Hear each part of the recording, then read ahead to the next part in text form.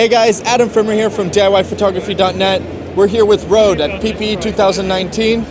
Ryan's going to tell us a little bit about how we can take advantage of audio. DIY Photography's coverage of PhotoPlus 2019 is sponsored by Luminar, an AI-powered photo editor. PhotoPlus, immerse yourself in the world of photo and video. Cozy Speed, the fastest camera bags in the world. And Spiffy Gear, lighting for storytellers.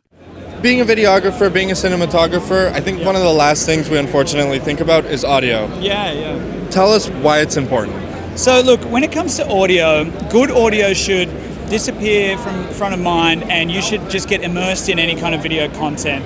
Bad audio is when it becomes obvious to the viewer and they'll stop watching anything. So think about the fact that you will happily watch a Hollywood cinema movie on your smartphone with headphones if the audio is good, but if you went into a cinema with amazing video and they were playing the audio from something that sounded like a smartphone, you'd walk out in a second. Right. Good audio should be immersive and should disappear, and that's what we help you do with Rode microphones, is to get much better audio quality, whether it be on camera or even in a Hollywood production.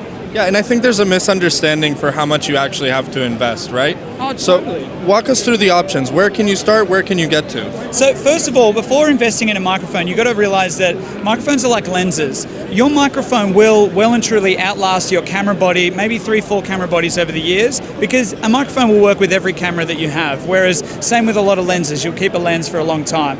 The starting point to get good audio on camera starts at $59 with something like the Rode Videomic Go.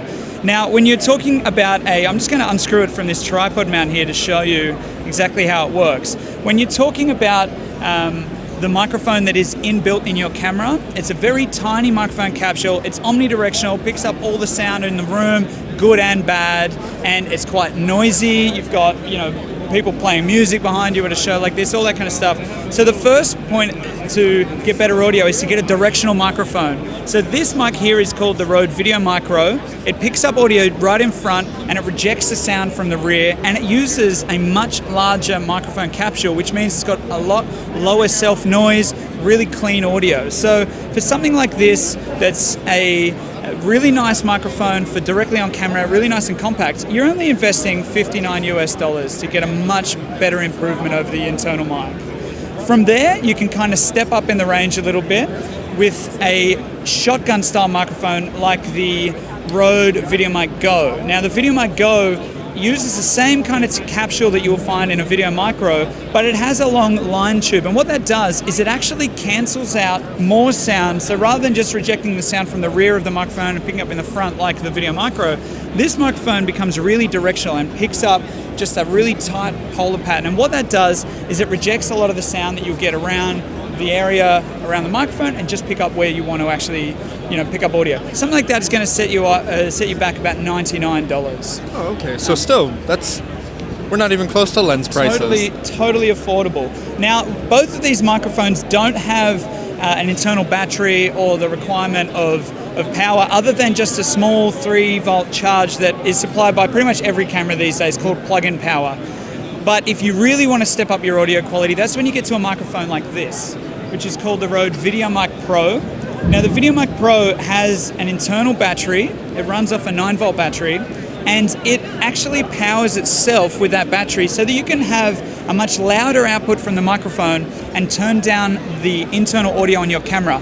Now when you're thinking about your camera manufacturers are always trying to make the best possible image quality in the smallest possible package, and audio for them isn't really something that they're putting a lot of space towards. So you get this tiny little audio circuit that's quite noisy in a camera, and Rode microphones like the Videomic Pro or the Videomic Pro Plus can actually be boosted to plus 20 decibels, which means that you're putting in a lot more clean sound from this mic, and then you're turning the camera all the way down, and when you turn the camera down, you turn the noise down. So you can get a really clean sounding audio track that sounds like a broadcast track that someone's recorded with a boom directly onto your camera.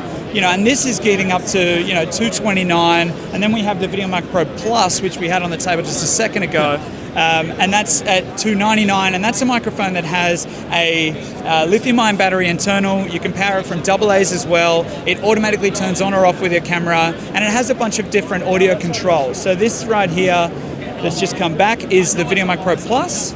and it's a digital control system for that mic, so that the microphone turns on when you turn your camera on, turns off when you turn your camera off. You preserve a lot of battery life.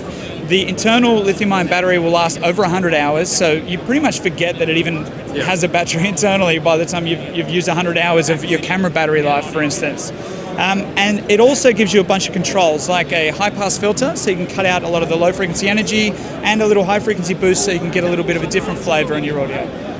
So what's the difference in sound between them? Every microphone has their own unique style. So what's the difference between the three? Okay, so typically when you're stepping up with microphones into a higher level of features and a higher price bracket, you're getting a couple of things. For one, you're getting more control over the audio on a microphone like this, so that you can actually cut out some of the low frequency noise that you're getting in your room, so that you can actually give a little bit more high frequency boost to the voices if you're recording a person in a crowd or something like that.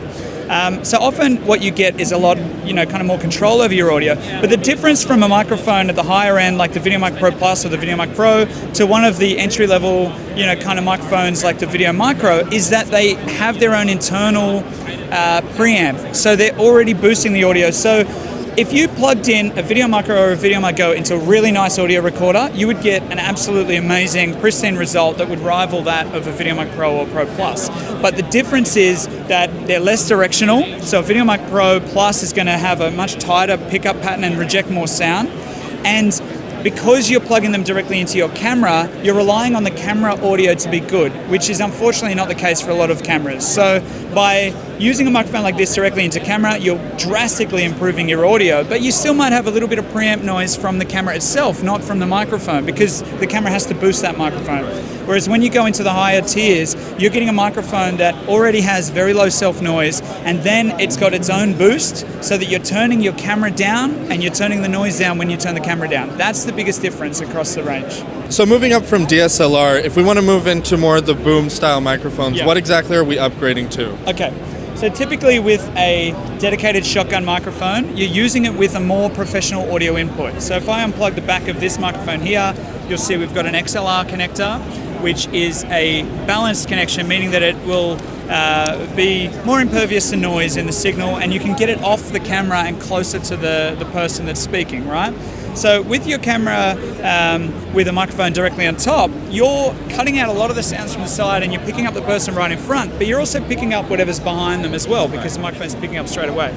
If you're using a kind of higher end, more professional shotgun microphone, typically you're getting something like this NTG5 here, which has a different style of microphone capsule that has very low self-noise and can be used in really crazy environments out there in the humidity and the heat and the extreme cold.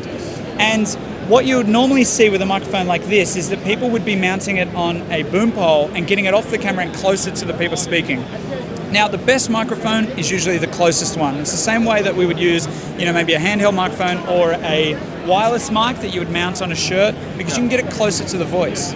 With a shotgun microphone, you're getting the advantage of it being close, plus it's also excluding a lot of the environment. So this mic here, just like these, will exclude all the sound coming to the mic from the sides, and it'll pick up directly in front. And that's why for like Hollywood productions and things like that, you'll typically see the microphone mounted just out of the frame. If the frame line was here, you'd have the microphone as close as possible, and you're just picking up the person speaking, and you're excluding all of the noise that's on the horizontal plane.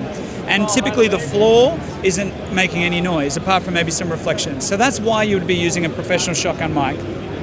Very cool. Thank you so much for that lesson. That was Ryan here at Rode at PPE 2019. Don't forget, we have a lot of stuff that we're giving away, so make sure you read the description for that. I'm Adam Frimmer from DIYPhotography.net. Stay tuned.